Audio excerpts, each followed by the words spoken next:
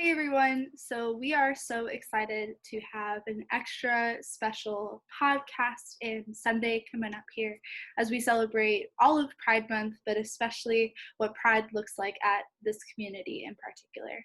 So you'll get to hear from some amazing voices today, some of which I know that I had just such a fun time getting to know during the entirety of this interview. And I hope that it will lend itself to you in a similar way or maybe a different way, but we hope that there will be a nugget of these conversations that each and every person can take away from. So with that, we're super excited to reintroduce you, get to know a little bit better Amanda and Barbara and Tony, who are joining us for this special podcast with myself and with Brian that we got to put together. And so we hope that you enjoy this conversation. I'm pumped to get to know all three of you. I feel like I've had cool conversations on the side, but never really like this, where we've been able to kind of talk about all of our stories and bring it together. And I feel like all three of you have something awesome to offer our community. And especially with it being Pride Sunday and kind of getting to explore, how did you come out? How did you get to Mission Hills, of all places? Mm-hmm. What do you hope for? I think it's just going to be kind of a cool space. And if we can do that with whiskey sours in hand, we're not mad about it. So I've never had a whiskey sour. Yes. You got to make it the right way with the whole the egg white deal and everying. Oh, wow. I've gotten fancy with it in quarantine. Really have the time. Very nice. We're here for it. But yeah, might as well, I feel like, jump in, kind of see where it takes us. I don't know how long we'll go. I don't know if anyone has a cutoff time if they need to be off air, but yeah. Good, we're plugged in, so we're charged. Yeah. We are here for it. So yeah, might as well jump in. So who are you? What's a little nugget about you? And then kind of jump into what was your coming out story. And anyone can start however you feel. You don't want to go first? Tony, you want to go first? I can. Yeah. Liquid luck. Yeah, so I don't really have a coming out story. I think I was uncomfortable with myself and with my sexuality for so long. So for a long time I thought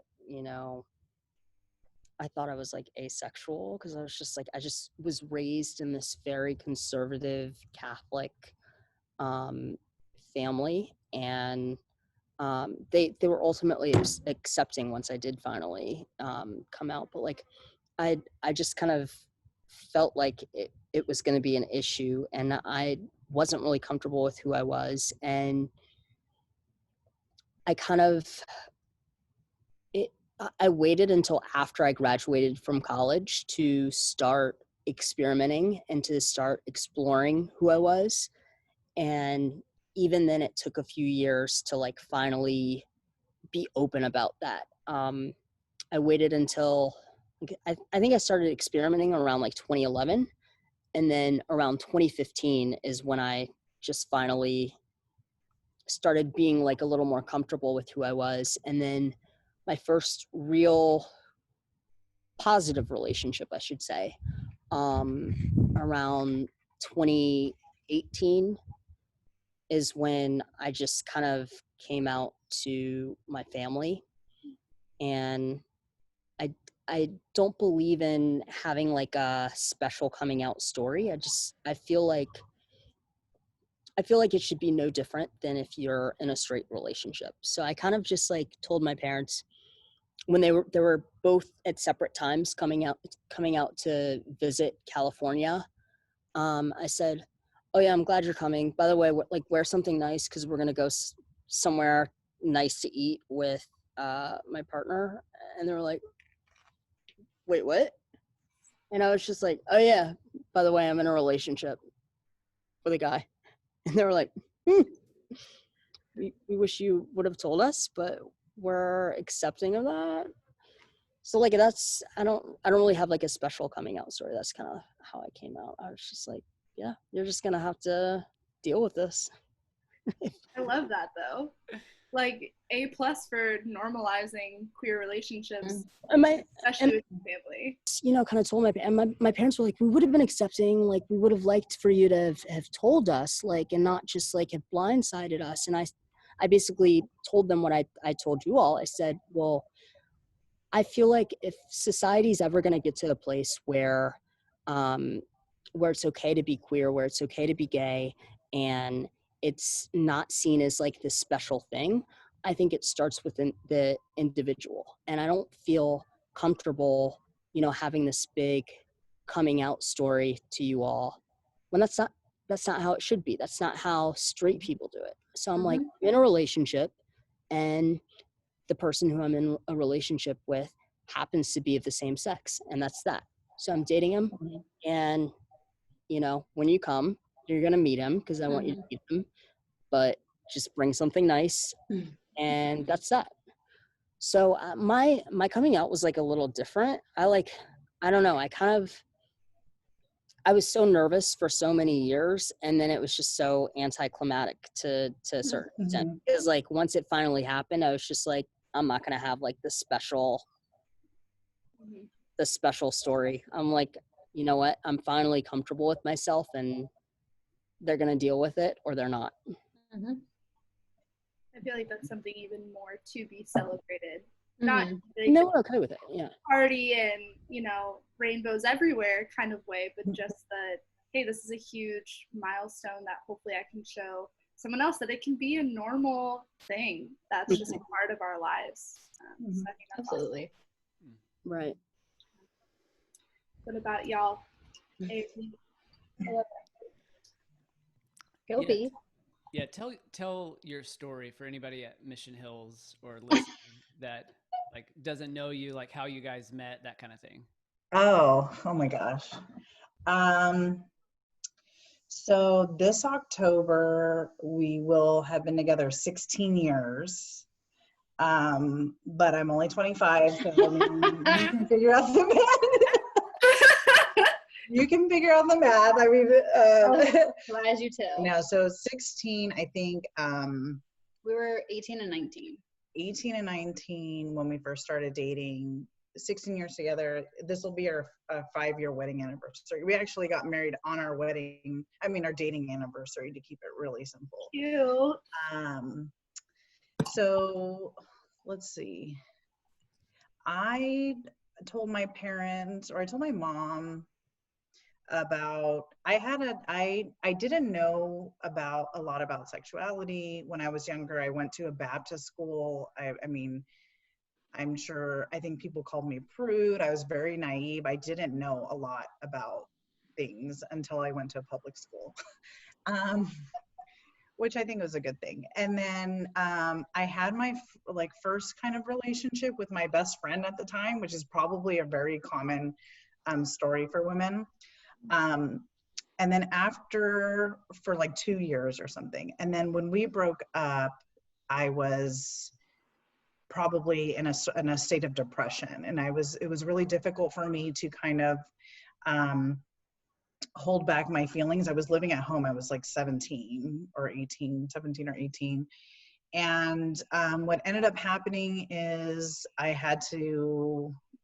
was very introverted. I wasn't talking with my parents much, and I think they noticed that there was something different. So I eventually told my mom what was going on, and like Amanda and I were kind of talking about this, and we're like, we've kind of forgotten a lot of the details. I don't know, maybe it's because it was so long ago, but also I think because so much has happened since, and maybe we're trying to focus more on the positive. But I think it was at my godmother's house, and we called my mom over. So we did like this whole dramatic thing, and it was like, I have something to tell you. And my mom thought I was going to say I was pregnant. And well, that's it's not possible. So I ended up telling her, that I was in a relationship with someone she knew, and this is why it was happening, and I was sad. So I think it was difficult because my parents are like, my dad is an immigrant from South America. My mom's from Puerto Rico. They're a little bit older than most of like my friends' parents. So I just kind of expect they were raised Catholic, Latino, and it was just, I had this, no one in my family was gay that we knew of at the time or out. Since I came out, my cousin came out too. But it was just, I had this expectation. I knew that it was going to be challenging for them. And it was, I mean, they immediately, I think like many parents, is they looked at it as a reflection of themselves and they looked at it in a negative way. I think we had our periods where maybe we didn't talk as much. But I always remember this one comment where, my parents, you know, was it 16 years ago, it's very different than now, right? So women who had short haircuts 16 years ago, you could be like, oh, that's a lesbian. And now it's like, everyone has short hair and it's like cute and, you know, right. So like there were certain things that I think were way more stereotypical back then. And that's what my parents knew about gay women, is like they looked a certain way, they acted a certain way. And I think they were, I don't know if afraid is the right word, but they didn't want me to fall into that stereotype. And basically it was like, in so many words, it's like you have to be that much more successful so that people don't just label you as the gay person. And I mean, it's kind of a messed up thing to say, but I totally get it. And I think from then, and Amanda and I both have talked about it, is we've always felt like this extra pressure to be successful, because you're not just a doctor or a lawyer, you're a gay doctor, you're a gay lawyer. And no one wants to be, you know, dwindled down to a label. So I think you just always want to almost like overcompensate and make sure that you're successful and you're this great person, you know, despite of your sexual orientation. But fast forward, my parents, we have a really great relationship. They love Amanda. And they've come a long way. I mean, they're always learning. They're in their 70s. So we're always like constantly talking about things like Black Lives Matter. Like they're just learning what gender queer fluidity is. That those are things that are very new to them. And we've just kind of encouraged them to be more willing to ask the questions and to learn more about it. But then there's the other feeling of, I feel like I come out pretty regularly to like coworkers and every day. You know, people are always assuming I have a husband, and most of the time I'll correct them depending on the space. The gardener at our other house thought we were sisters. Like, oh, I talked to your sister, and I was like, okay, so how much do I owe you? Like, I didn't even take the time to correct it, because there's no point in that, right? But yeah, so like even with this virtual thing, like I was using Amanda's computer on Zoom and her name popped up and they were like, and I was like, oh man, I have to say this. That's my wife's name. So here we are. But I'm really lucky because I work in an equity and diversity department. So I'm responsible for making sure that people feel accepted and are not discriminated against. So I kind of like put myself in a really good situation that if I'm ever discriminated against, I kind of already know like what to do, and I'm lucky to not have been in that situation. But that's pretty much it. Oh, I have kind of a funny story. So we met playing softball. Of course. we finally. Either softball or basketball. Kelly was wondering. I know Kelly was like, yes, I had it in my head. What sport? And we even put that in our wedding vows, just because you know, we wanted to make sure we wanted to reinforce that stereotype. Yeah, so that in a nutshell is my story. So I was really thinking about my coming out story, and I was like, I think I kind of I feel like I remember all of the negative just because it was so scarring. Let's see. I don't remember.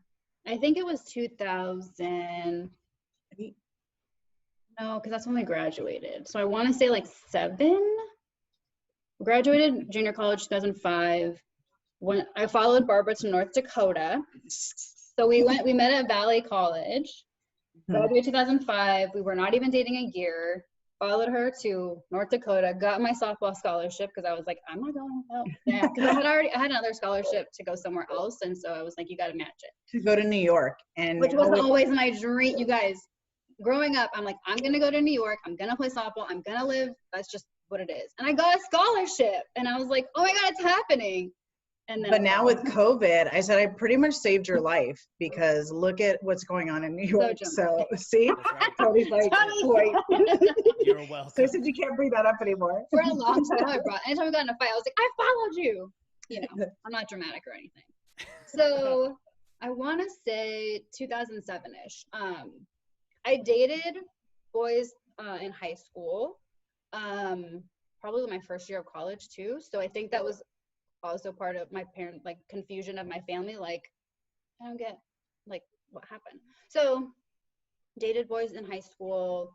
I've always thought like women were attractive. Like, I'm like, oh, her outfit's cute or she's pretty. Like, it never like dawned on me like I might be gay.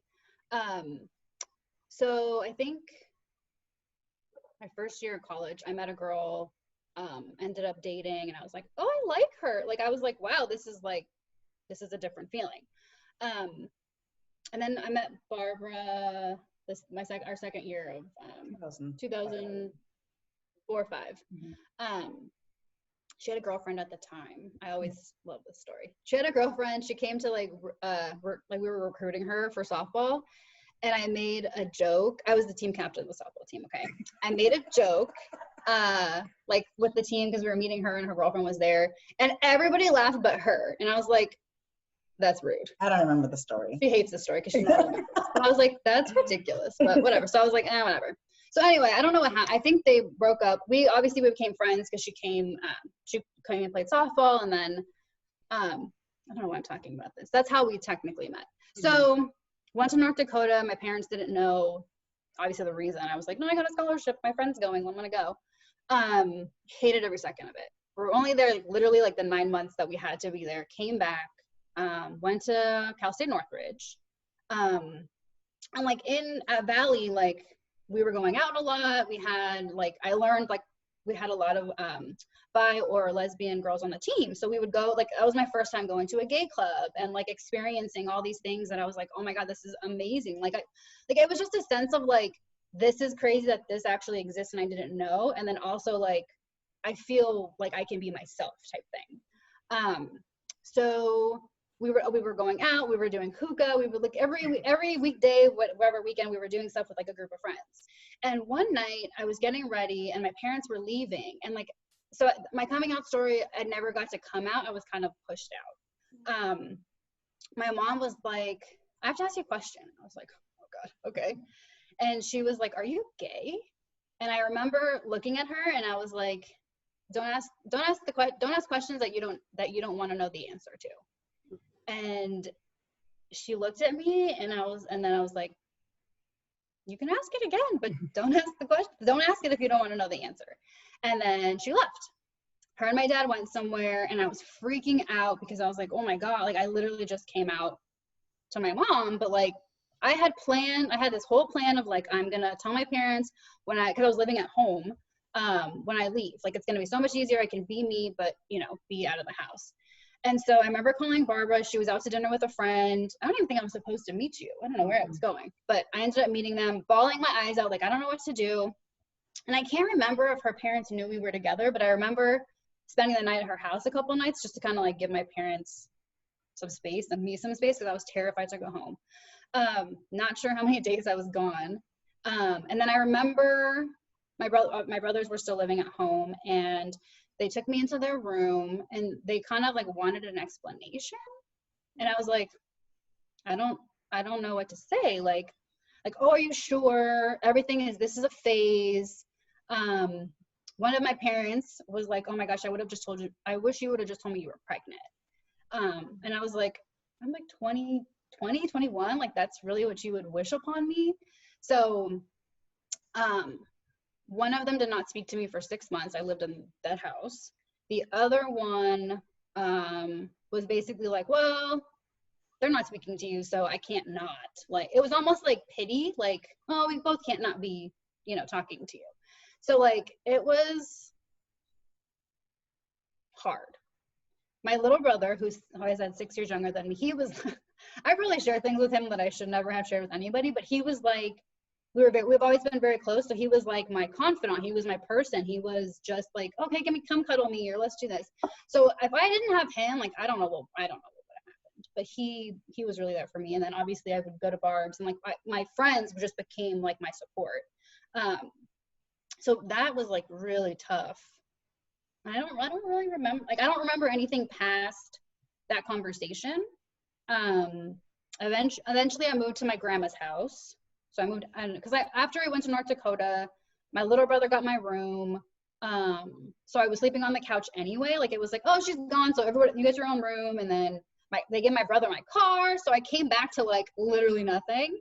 And I was like, I went to college. Like, I didn't like up and vanish. So that's always, I've never thought, Barbara's always been pissed about it, but I've never thought about it that way. I've just been like, okay, like there was an open room, they needed it, but I just assumed that I would get it back when I got back. So,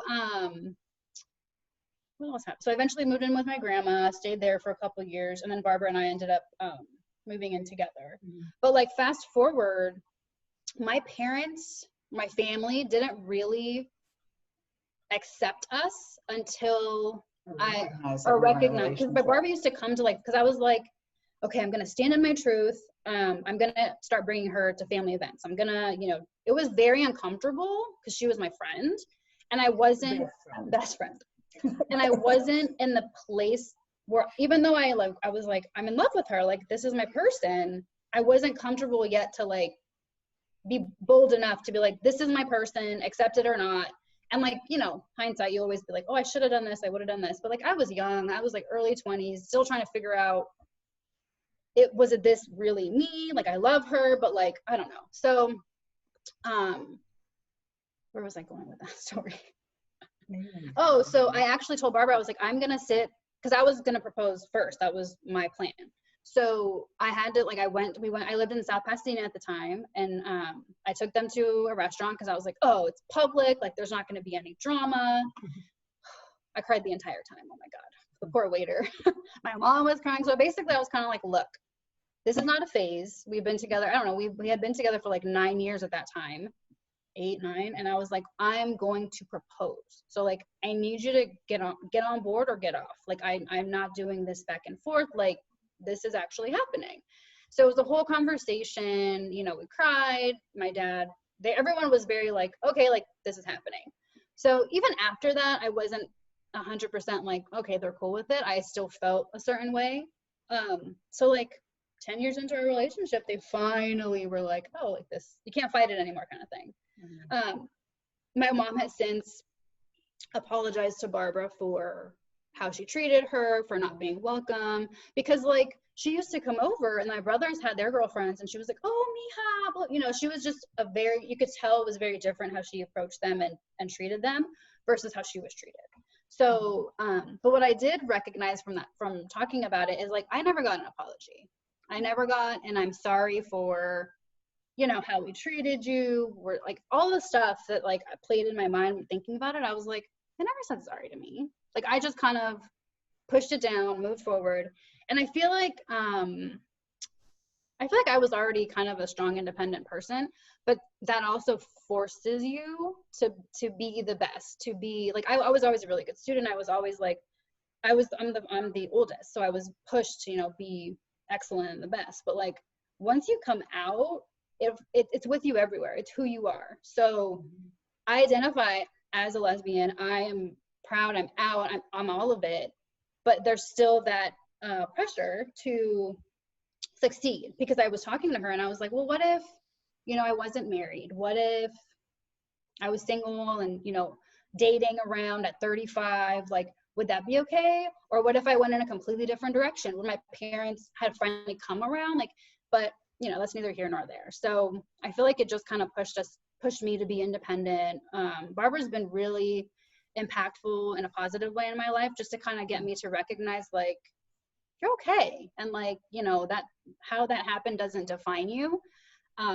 So I think we both just kind of worked really hard to get to where we are and to stay where we are and to just be an example to, you know, to show like, and I know that our stories are not what a lot of people's stories are.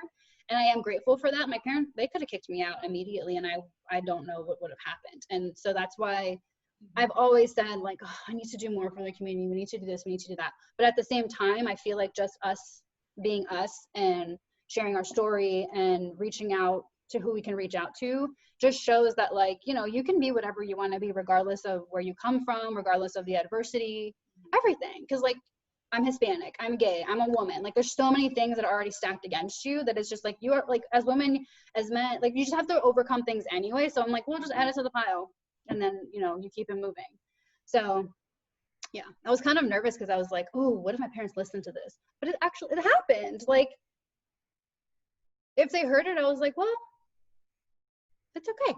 Like, because I'm still very protected. It's so weird because I'm like, I need to go back to therapy because I'm like, there's something, there's still that connection of, I still want to make my parents proud. I still want them to be happy for me and proud of me. And like, yeah, that's my daughter. And so, and still now, even in certain things, we'll argue about certain things. And I'm like, no, like, it's just crazy how I feel like I've grown up, but then in certain situations, I'm still that little girl that's looking for that approval. And I don't know that that ever goes away, but I feel like you know, you deal with it how you deal with it. But sorry, I feel like I rambled. No, I think that was an amazing window into not only both of your like perspectives of your relationship, but also your stories of coming out. I think is incredibly powerful. And I was talking a little bit to Barbara of like, just existing is enough. Like existing as who you are, you don't have to be like president of 3 organizations to like prove that you're doing enough for the community or trying to move things forward. Like we can have passions that can look like just existing so that someone else can see that they can exist as fully who they are is enough. Like you are totally enough in that. Yeah, and you guys know this from my perspective. You guys have left such like an indelible mark on our community, just like in the last couple of years, just being who you guys are, and it's just your friendship means so much to me. So, thank you. I love both of y'all. Yeah, I do have to say that like everybody that I connect with on Instagram now, I'm like, are you spiritual? Like we happen to get into like a conversation and they're like, oh no, I hate the conservative. And I was like, well, I go to a church. So I'm like, when Kelly was like, what's your, like when Barb was like, she wants you to talk about your mission. I was like, my mission is to get people to Mission Hills. Like I got Leilani, I got my cousins, I'm working on another friend, but it's just to be like, look, it's not what you think it is. It's not the church that you have in your mind that we all talked about. Like everyone has experienced that type of organization. And so that's my mission, Ryan. I'm like, I gotta share like I feel like that's my word. Like I'm like, I found a place where I feel accepted. I know there's so many more people that are straight. They're not gay. Like there's just every color, every religion, that I'm just like, come on over, like just check it out. And then so that's what I'm really passionate about now. Not like shoving it down their throat, you know, but just being like, check it out. And then they stay. But you're way more evangelical than I am. So I appreciate the help. I really appreciate the help. So good. It's like the door-to-door evangelist. Hello, have you heard about Mission Hills? Yeah. Are you spiritual? And then I read my message and I have to be like, but no pressure. Like I realized I reread my message and I'm like, I'm so sorry this came out like, you know, but I just feel really passionate about it because like you've created a community of like openness and acceptance and based on love. And that's what, to me, that's what God is all about. It's love and it's accepting everyone as they are. And to find a place that you can actually feel like at home, that's a big deal. Yeah. And I think even what your, you know, story alludes to, even in the midst of that, is just the process of it. Like, like we're all in process through whatever it is we're going through. And so I appreciate your like vulnerability and honesty and that kind of thing, because it's like, yeah, we don't have the answers, but we're like in process, and we're a community that tries to like base that in love. And so Definitely. Yep. Yeah, I definitely connect with a lot of things you were saying, Amanda. When I came out, I prepared for the worst because then I wouldn't be disappointed. And I came from a super evangelical space. The day that I came out to my parents was the very last day I worked for this super evangelical camp that I had heard like gay slurs all summer long. And it was just that moment of like, well, I'll have to figure it out with or without you. But here I am kind of stating my truth. And I had actually already gotten accepted into a seminary that still practiced conversion therapy. Like I had a crazy journey getting from there to CTS where I now go, figuring out how I was going to eventually end up in California, things like that.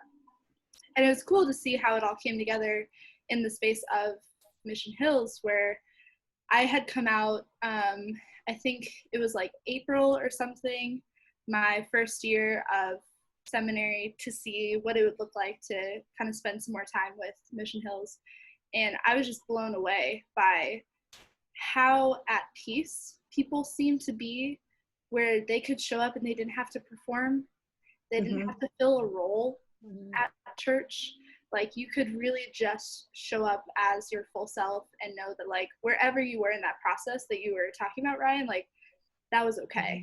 Whether you were like, I don't know if I believe in God, or I just came out of a really hurtful situation and I need time to process, or I'm super excited about the space that provides love and acceptance, and that's not even a question here.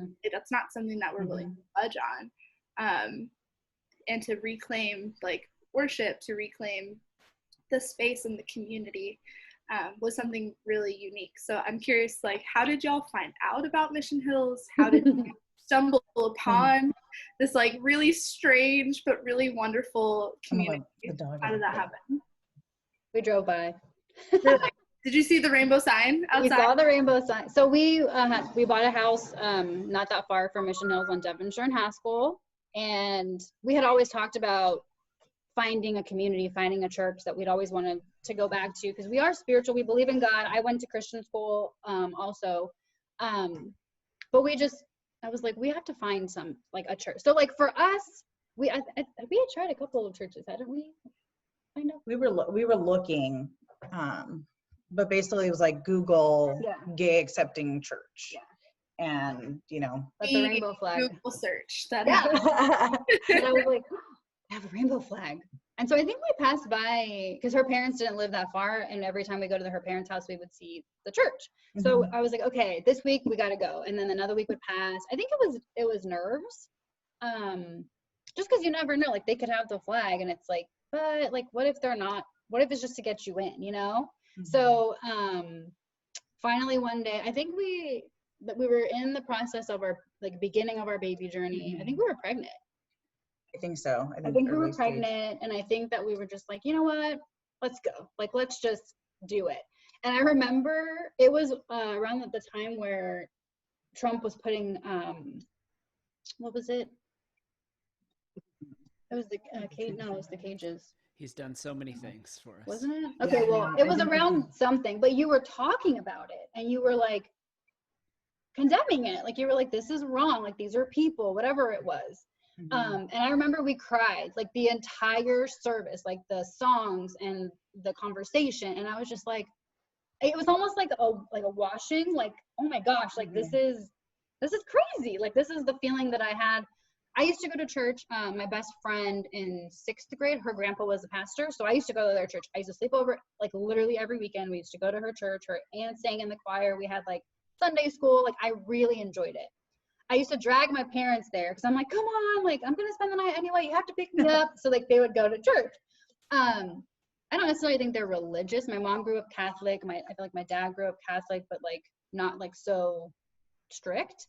But they had fun. Like they knew people, so it was fine. But like that was the feeling. It was like joy to like be in church again and to like experience it all. And then everyone was just so nice, like, oh, hi, I'm so-and-so, welcome. Like, I remember talking to Ryan. I was like, this guy looks so young. He's the pastor. And like, you were like so chill. And I was like, no one was like overly, people go to church are like overly dressed because you're it's like, for me, it was almost an expectation of like a performance. Like it's like you're going somewhere fancy, so you have to show up that way. And I was like, this is so like real. So it was literally a drive-by and like a blessing, 100%. Because then obviously, things happened and our pregnancy didn't work out. And like, I feel like I quickly opened up to Ryan, like, this is what I'm going through. Like it was like a comfortability where like, you don't just like throw out that information to anybody. Like there's just a sense of family and camaraderie. And like, just from the moment that we went to the first service, like that, I felt like that. And we talked about it. We talked on the way home, like, oh my gosh, like why haven't we been coming here? Like, where has this been? So yeah. So I think it was definitely, we saw the sign. Yeah. Ace of Base. Oh, you know who Ace of Base is, Kelly? Okay. Tony's like, what? Tony, you know Ace of Base, right? Okay. I know. I think we still play it at the club. Our scores were like 50. We're not. I promise we're not. We're in our 30s. But like our experience with religion, I guess more recently, like when we got married in 2015, there were certain family members in Amanda's family that declined to come to our wedding based on their religious beliefs. And so I think, and I didn't think that was going to happen, if I'm being 100%. Yeah, I think it's just you not feel betrayed, but it's almost like, so we kind of just were feeling like, okay, where do we go? And then we had some family members who went to this mega church in Porter Ranch that, donated money to Prop 8 to help pass this law to keep us from getting married. So, you're kind of surrounded by that and you're kind of like, well, where do I go? Where do we fit in? Yeah. And then it's also like, we don't want to go somewhere that was only interested in how much we could donate and how could we contribute in a monetary way versus our thoughts and us just being. And so I think we've loved Mission Hills, and it's just been so impactful for us. Like this last Sunday, we were having a hard time, but I woke up in bed. I was like, I miss church. Let's just log on. It was like 10. It was like 9:50. I was like, we need to get up. And then I think it was like 10:15. And that's why we weren't on, because we were literally in bed. Yeah. But like, it just brings a sense of calm. Like it's just feel better after. Yeah. And it's just to be able to, like, I remember telling my parents, like, oh my gosh, we go to this church and they talk about immigration. Like this male pastor talks about the impact women have on the world. And it's just, we talk about immigration and we talked about Kavanaugh when the Kavanaugh stuff was going on. I was like, what churches are talking about real events that are not just, I think one of the past sermons was like this like joyous ceremony and it's fake. So I don't know. And we've just learned so much from the different experiences. And I think that sign is I think that is probably one of the best things that happened for us, because otherwise we wouldn't have gone in. So Tony, what about you? So for me, like I said, like in 2011, I kind of started leaving the Catholic Church. I was like a weirdo, and like I went to church like every Sunday, like, which my friends never did throughout college. And I think it's because I grew up in a very conservative household. So my parents go to daily mass. My sister, she's 4 years older than I am. She goes to, if not daily mass, at least mass on a weekly basis. And wow. I just kind of like, I grew up in a household like that, and I throughout college I would go to mass on Saturday evenings and then go party on Saturday evening. It's like balance.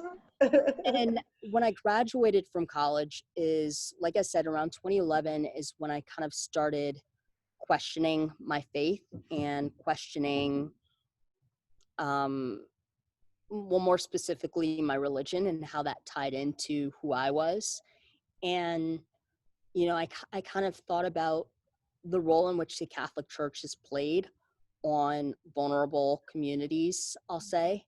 And I felt like it just, I don't think it was sustainable for me. And I started realizing that, and I started thinking, I want to continue going to church on a regular basis, but I'm not sure if the Catholic Church is kind of compatible with me, as I was kind of like in that beginning stage of thinking about my sexuality and my needs just in general. And I moved back to Atlanta, where my parents live, like May, right after I graduated, May 2011. And I started attending a Methodist church at the time, like 10 minutes away from their house. Because at the time I felt like the Methodist church was more progressive. We've since learned that's not the case, given their rulings within the past year or two on like marrying gay couples. So, but at the time I felt like, this is nice. And it was, it wasn't an AME church. It wasn't an African Methodist Episcopal. It was like a regular Methodist church, but it was predominantly Black. And I just liked at the time what the Methodist church kind of embodied. And I liked at the same time that I was getting like gospel singing and a really good homily or sermon that I wasn't necessarily getting within a Catholic church. And so I did that for a few months, and then I did a Quaker service year. I did a service year working with adults with developmental disabilities through a program that was run by a Quaker organization. So then I attended a Quaker meeting for like a year, and then I went to law school after that, and I attended a really cool Methodist church called Old West Church in Boston when I was attending law school. And my pastor there is like still really awesome. Like she kind of goes against the grain of what's going on with the Methodist church right now. She's in a same-sex relationship, and she had like really cool like purple dyed hair or blue dyed hair, like given whatever Sunday you were going. And I started to feel more comfortable in that church. But then I left. I graduated from law school. Actually, throughout law school, Northeastern, I attended Northeastern, which is on a quarter system. So I had to do 4 full-time internships before graduating in my second and third years of law school. And I actually did them all in like different cities. So it's kind of tough to say that that entire time I attended Old West Church. I actually, like, for instance, one summer I was in DC and I attended a Buddhist temple for like the entire summer that I interned in DC. And like I interned in Chicago, and in DC I attended a Presbyterian church that was affirming when I was in DC. And in North Carolina I attended another Methodist church in North Carolina. So I was kind of like all over the place during that time because of my second and third years. But for the most part, like I considered Old West Church my church home, and I still attend some of their Zoom meetings sometimes, and I still talk to Sarah and am sharing stuff with her. And so I did that. And then when I first moved to California, to LA in October of 2017, once again was still a church floater, and I found an Episcopal church for a little while. So I was living in K-Town, in Koreatown, and Hollywood after that, and I attended Church of the Epiphany, which has a long history of social justice work, because I was really interested in not only as I was becoming more and more comfortable with my sexuality, like a church that was certainly affirming, but also a church that was very dedicated and committed to social justice issues. So Church of the Epiphany has a really interesting history because they were active in the 1960s during the Mexican American, during their social justice movement in the 60s, with like children who are like skipping schools and fighting for justice. And Cesar Chavez visited Church of the Epiphany several times and spoke there. And Father Tom is also very, very much involved in a group within LA that's dedicated to, it's called CLU. It's Clergy Laity United for Economic Justice. And they're just a bunch of clergy from different faiths, from like Judaism to Islam to Christianity, who are all fighting for social and economic justice. And I felt at home there. But then I ultimately moved to West LA, which is where I am now. And it just wasn't feasible for me to be able to travel 45 minutes every Sunday for a church service. So I did what you all did, and I basically searched. I went on Google, and Old Faithful on Google, and searched for like, it was like literally one Sunday morning, I like woke up at like 5:30. It's so embarrassing. I woke up at like 5:30 in the morning, or like 5 a.m. because like probably because of the dog yelling. I can't even remember why.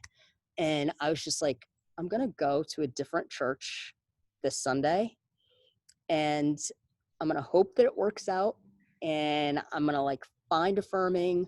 But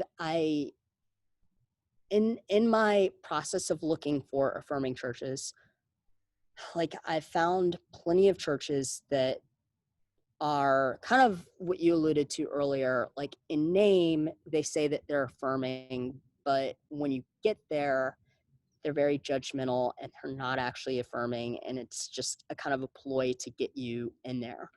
But I was optimistic about Mission Hills, just because I did a lot of environmental justice work from the organization that I was working for when I first moved here and in law school. And I was drawn not only by its affirming message, but by the environmental justice terminology that was on the website. And I felt like, all right, most like fake affirming churches that pretend they're evangelical don't really have anything about EJ. So I was like, this is promising. And I sat in the back when I first came, and I continue to sit in the back, let's be real. But like, I went, and I was just like, all right, I can do this. And I've kind of stayed, and I showed up. When was that? Probably a few weeks before Thanksgiving 2019, and I've just kind of kept going back since then. Thank you all for sharing. Like, it's so cool how many different paths people can get to Mission Hills, and I feel like folks are just so over the map as far as where they are when they walk in the doors, and that's what makes it so unique. I think there's a huge difference between acceptance and belonging, and I spoke a little bit about that a couple weeks ago. Like, sure, you can be accepted, like welcome into what we're already doing. You can attend, you can show up, but belonging looks like, hey, you are so valued that we are not the same without you. Like, your voice is going to help shape the experience of what a Sunday is. It's not just going to be like, we're going to prepare this performance and you can be in the audience. It's very much a collaborative effort to make a community that looks like who's in the room, which I think is really cool and really unique. Tony, I think it's super brave that you even went looking for churches. Like, we were never bold enough to be like, we're just going to go try. Like, we were always like, there's something that always stopped us. So I think that's awesome that everywhere you went, you just went and tried it out and found what you thought would work for you. Well, I think, for me, it was like a little easier because my mindset, and it still is to a certain extent, I'm not going to lie. Like, I just have, since leaving the Catholic Church, when I said I'm officially leaving the Catholic Church, I'm not doing that. I'm going to find something that works for me that's not Catholic. I've always considered myself a church floater. So I think initially, and now it's kind of changing. I think I'd like to see myself with a church home and a church community. But for those several years in between, I thought of myself as a church floater. And in a way, it was kind of easier to just kind of, all right, I'm going to be here for like a week or two, or like a month, 2 months, and then try something else. And that's, I think it worked out initially, and it has given me an interesting story that I went from like Catholicism to Quakerism to the Methodist Church Buddhism. to the Episcopal Church to, you know, now Mission Hills. But like at a certain point, you do kind of get tired of that, and you do kind of just want to find a place where you're like not, you know, just you're not an outsider. And what I really like about Mission Hills is, I don't know, like, I'll be the first to say, I went to Catholic church. I had my communion in 2nd grade. I was never did the confirmation.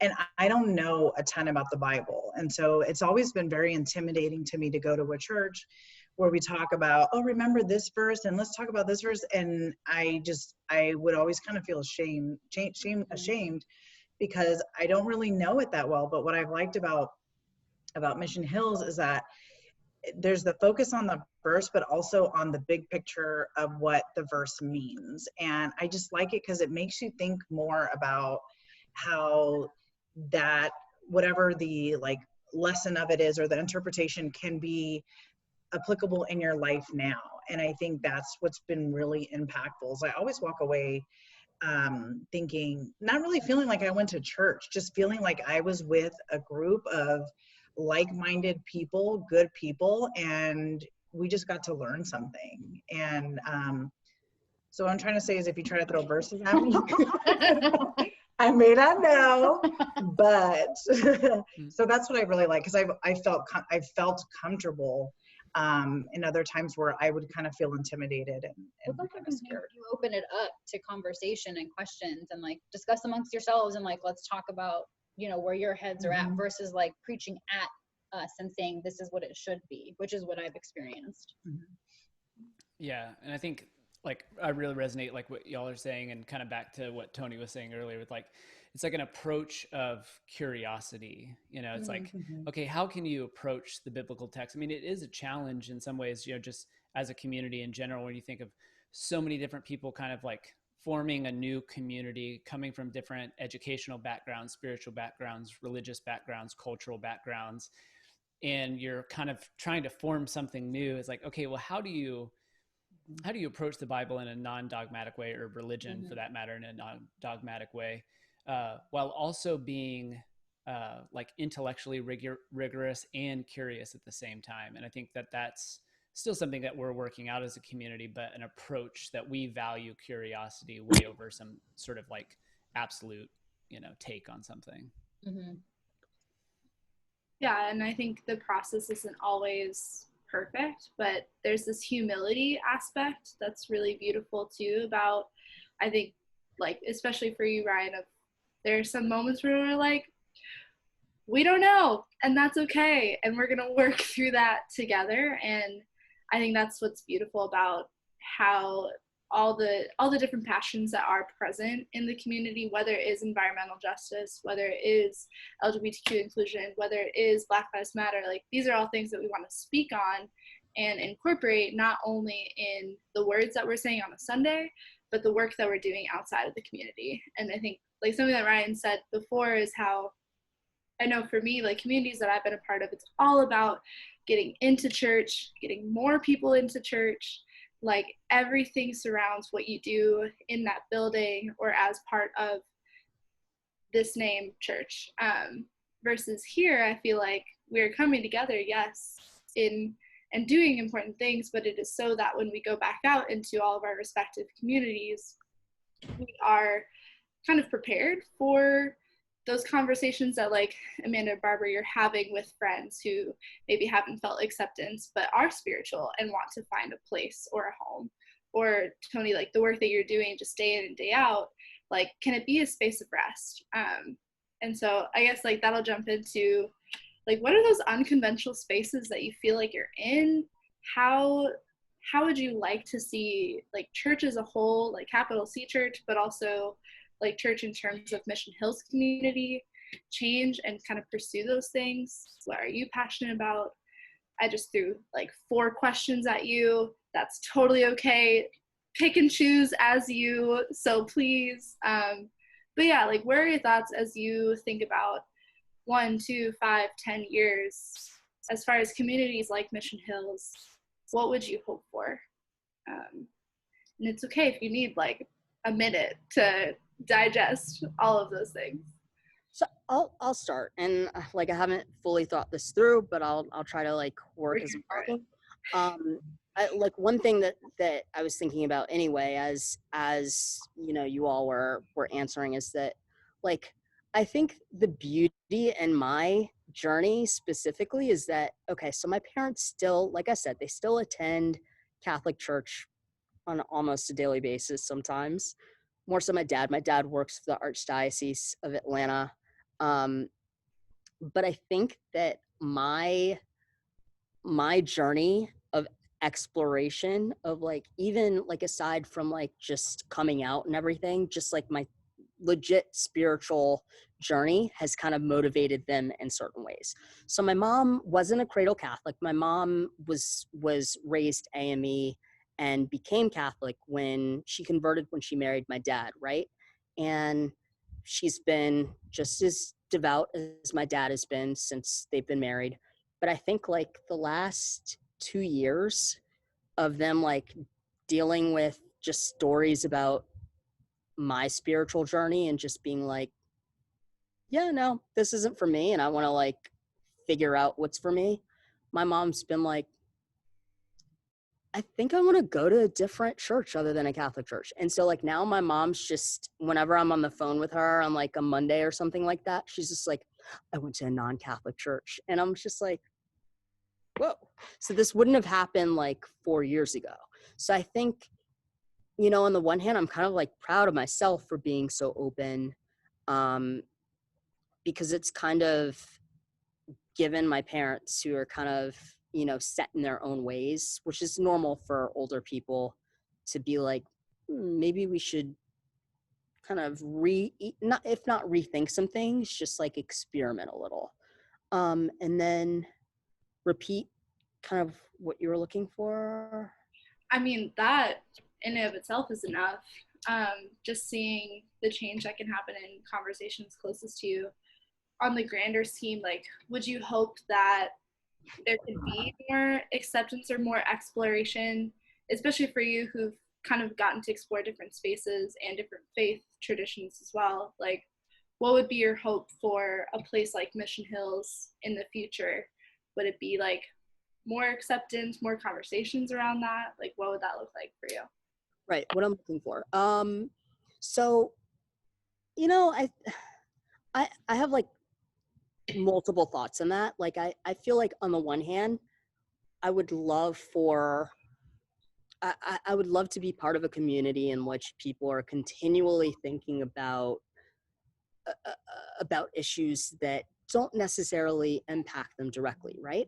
So be it like LGBTQ issues, LGBTQIA plus issues, or um, racial justice issues like Black Lives Matters, like Mm-hmm. a topic that's like really popular right now, right? Um, on the other hand, I feel like church communities should just be as authentic as possible and leave the door open and not necessarily go in with the mindset that they're going to tackle all of these issues that not everybody tackles. Because I feel like when you're a kind of homogenous community that sets out to kind of work on these issues that you're not quite familiar with, then it kind of paves the way for this kind of these performative discussions and this kind of this these kind of talks that don't really provide much sustenance that aren't really helpful overall. So I think it's best to kind of just let it happen organically. I'll leave it at that. So like I have mixed feelings. On the one hand, like I want that to happen. I want everybody to kind of like just dive in and have those uncomfortable conversations. But on the other hand, I know from personal experience, and I just feel like that can kind of create some discussions that aren't healthy and that aren't good. Yeah. And I'm gonna go on mute for a second. I mean, I think I really agree with Tony on that. I think Mission Hills and Ryan and Kelly, like when I first met Kelly and Kelly identified herself or themselves, I'm sorry, I don't even know your pronouns. But it was just like, oh my gosh, like, cause it's for me, I've never really seen women that involved in the church, but then for Kelly to say like she's going to be more involved and do sermons and stuff, I was like, wow. Because I mean, it is true when they say there's a lot of value in seeing other people who look like you or who are like you. And so that, I thought that was really awesome. And I think I love the different topics that Mission Hills talks about. I really feel like we do kind of push the envelope because we talk about controversial things and there are many people who have different views, and I really do like that. I don't think there's anything you'll have to do, but since we're asking, I know in the past you've had maybe speakers come in. I think that was really cool. I think maybe having speakers or like workshops on things that could help the community. Like I know you had someone come in about DV, and I think I missed that, but I thought that was really awesome. And one of the things that I'm passionate about just on a personal life is kind of cool, Tony. I didn't know you went to law school. I went to law school too. So I've always been very interested in equity and equal rights, employment law especially. So having workshops for the community to know their rights about certain things, and just things that could help people just be more successful. And that's not necessarily bringing people into our church, but it shows the community that, you know, we are part of the community and we care about them regardless if they're going to come on Sundays. And that's like one of those things, like if we can help one person, even if it's outside of our church, that's like living our truth and the mission behind Mission Hills, I think. So not that we have to change anything, but I mean, if we really wanted to think of some new things to do, I think that would be kind of cool. And it sounds like something you've already kind of done in the past, so. What she said. I do feel I do sound evangelical now that it's in my head, but I feel like we could be like the bigger churches but keeping what you already do, like keeping this bigger community. I just feel like there's so many people like us, like-minded, that haven't found their place. And like in 1, 2, 5, 10 years, I feel like that could be us. We could be that community for them. They just haven't found us yet. Mm-hmm. So I'm trying to think of like, not outreach, because I don't want to be like, hey, come to our church, but like, are you spiritual?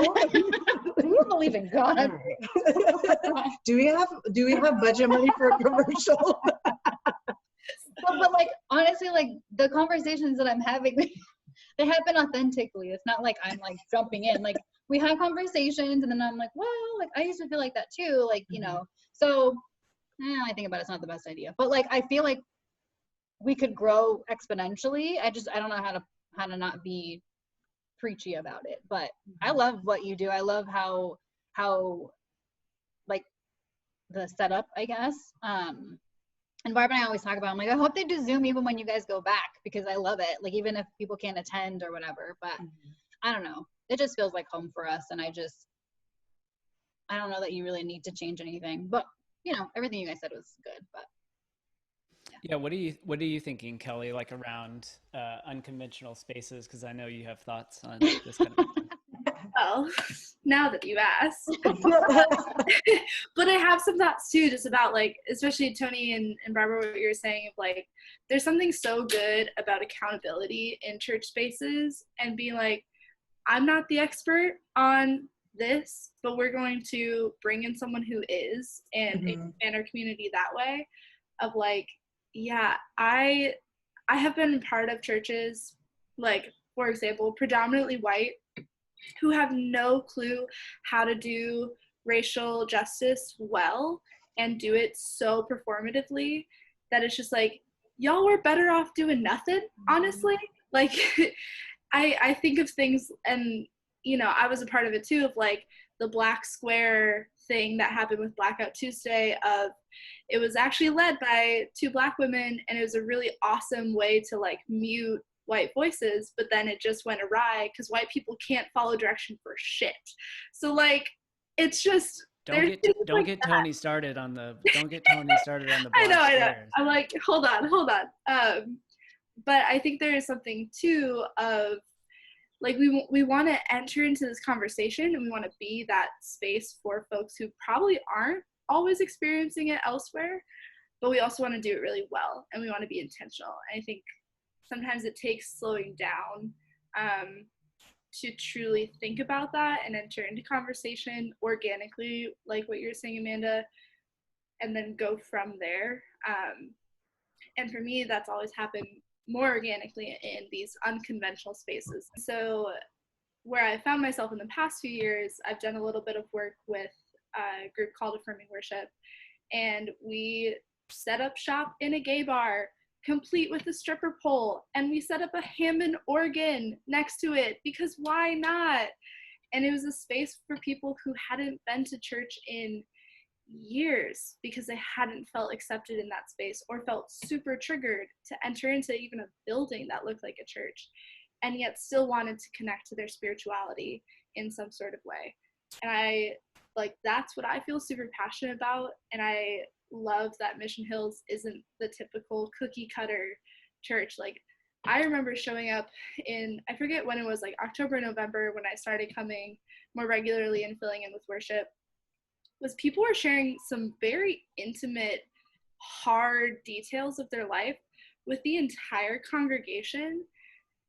That was new in a really great way of like, wow, this person feels so comfortable that they can share openly in a church space and not necessarily ask for prayer in the normal way of like, I just really need you like to send your prayers and blessings my way, but truly calling on the power of the community to surround them in a moment of need. Like, I think that's what church is. And it's been so awesome to be part of this community and like really see it truly in all its forms over the past few months, and like see it continue to change and adapt over Zoom. Like Ryan and I have talked about what will it look like even once we can meet back in person, to make it accessible via Zoom, to also continue to shape it as more of a conversational space, because I think that's, at least for me, I know has brought me closer to folks because I actually get to have that conversation around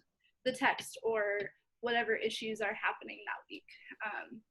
Yeah, it's cool to see a community adapt to the needs versus force the people showing up adapt to a specific vision or mission that people hundreds of years before have said, this is what you have to be. Yeah, that'll be so interesting when we start meeting back again in person, because I think we're really going to like, I mean, in many ways, Mission Hills is like 3 years old. So we're really new into this experiment. And I think it constantly needs to evolve and change and bring in new voices and, realize when we've made mistakes. And, something that I've really tried to, avoid is kind of like what you're talking about, Tony, this kind of like performative acts of type things. Like, I've been in certain progressive spaces over the course of the last like 4 or 5 years. And there's sometimes where it's like, everybody just says what they know that everybody else wants to hear. And you're like, you're not really saying anything. And so that's something that, man, I'm sensitive to Not because I don't want to be like that person that I hate, but really because you just don't get anywhere when that's what you're trying to do. So, um, but also trying to be curious and to bring up important things that people are going through as well. And like, how can you be a community that's curious, that's trying to incorporate marginalized perspectives and voices into the conversation, not to say like, oh, I'm appropriating, what this person says to meet my own agenda in some way, or because I think this will impress like a certain group of people. But like the real challenge of the true understanding of what gospel is to be a listener, to really kind of keep yourself open to both be challenged by the outsider and the other and the marginalized perspective. So it's like, how do you walk that tightrope, Tony, of incorporating the marginalized voices and the perspectives, without trying to say, well, look how many things that I know and have read. So that's something I don't think I have gotten, or that anybody maybe ever comes to a point, but it's something that's like, it is a constant battle and thought of like, how do you, and also like, as somebody who has like an education in this, I often feel like it's my responsibility to introduce people that haven't heard of these like authors and speakers and stuff, just in case. It's like, I found this person helpful and challenging to me. I'm not saying that I know the right answer or everything, but what do we think of this? And so I'm very self-conscious of that, like probably too self-conscious of that. But so, I was really impacted by, like James Cone, and had been thinking about him a lot over the last few weeks with the Black Lives Matter stuff.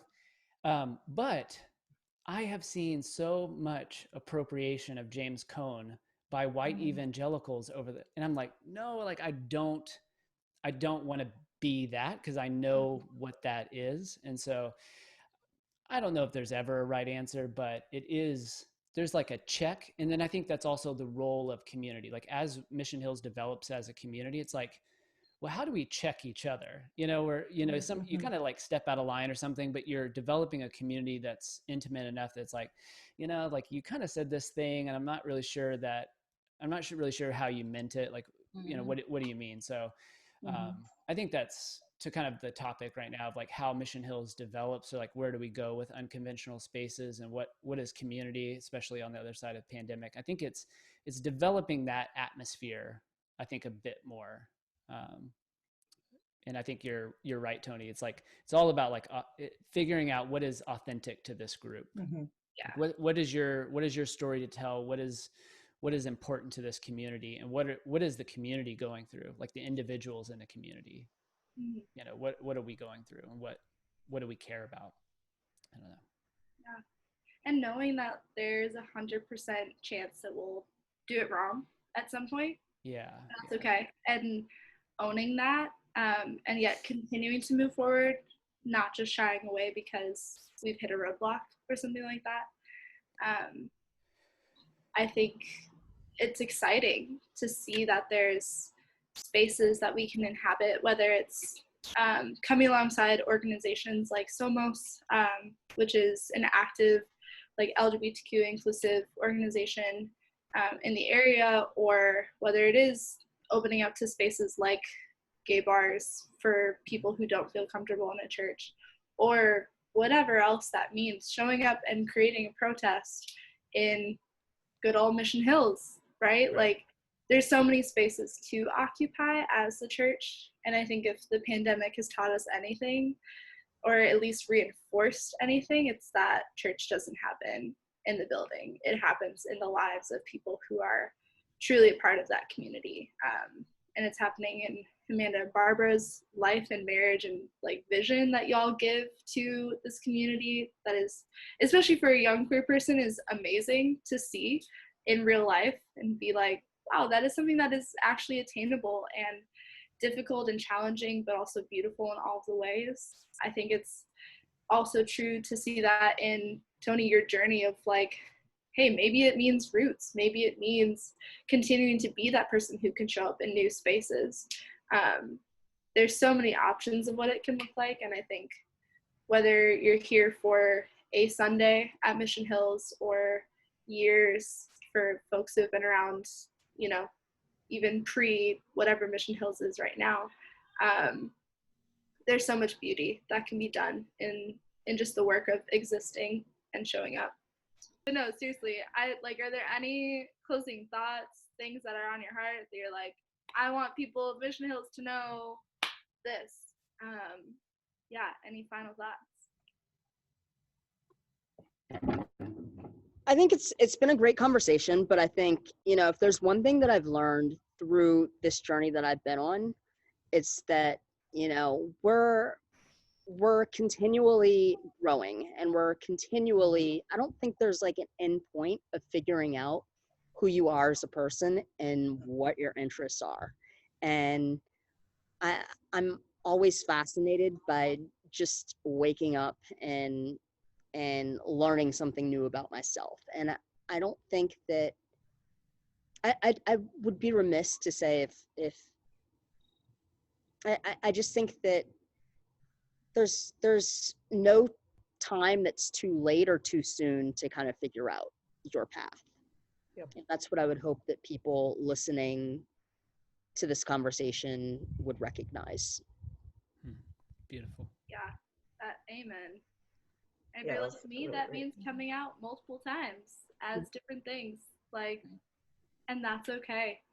Mhm. I think there has to be some sort of level of grace for yourself and for others to allow that continual path to be made. I believe it about theology. I believe it about my identity, that I'm never going to come to a conclusion. I might come to some sort of hypothesis, and that's that on that, and that's all good. Thank you for sharing that. Yeah. I think maybe what I would want to say, and it's probably on our behalf, is just thank you to everyone at Mission Hills. I mean, we have such a diverse community, and it's been nothing but love and not acceptance, but a sense of belonging. And it's just been amazing, because you just never know. And I mean, people part of different communities, whether you're a person of color in the LGBTQ community, you go in and you kind of you skim the room and you make your own conclusions, like, is this going to be for me, right? And I mean, I could tell you, we walked into Mission Hills and we're like, we're not sure, like, this could be, you know, there are people who are older than us, some younger than us, and just people just look different, right? And so I was so we've been so happy that the people are so great there and have always been very loving, and you know, made us feel like we belong there. And so and that's, I think that's a huge testament to you, Ryan, and to the, like, what you've done there. And then I'm so happy Kelly's here. Like, when I found out Kelly was in San Diego, I was like, what, are you still going to be involved, because Mission Hills is far? So it's been awesome. So I mean, we look forward to continuing to stay with the community, and I hope Tony puts down some roots over Mission Hills. No So, pressure. yeah, thanks. Ryan, any final thoughts? Oh, no, I mean, I just thank you all for doing this. I love each and every one of you, and just have so much joy and respect for all of you. So thanks for being willing to do this. So Thanks for asking. Yeah, us. thank you.